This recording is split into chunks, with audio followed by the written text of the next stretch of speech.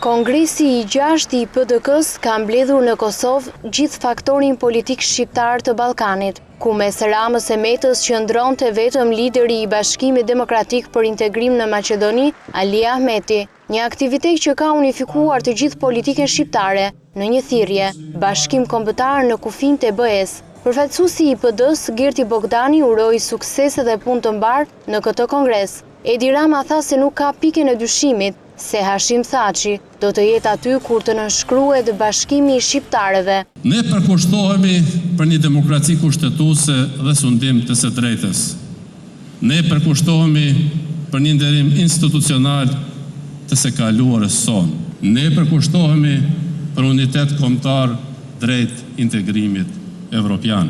Unë besoj me gjithë zemër që ashtu si kundër, me guxim dhe me fuqin e një ëndre ku lanë jetën shumë njerëz në të shkuarën, edhe sot me guxim dhe me fuqin e ëndrës Kosovës Europiane, Hashim Thaçi, Partia Demokratike dhe ju të gjithë jeni në rrugën e dur.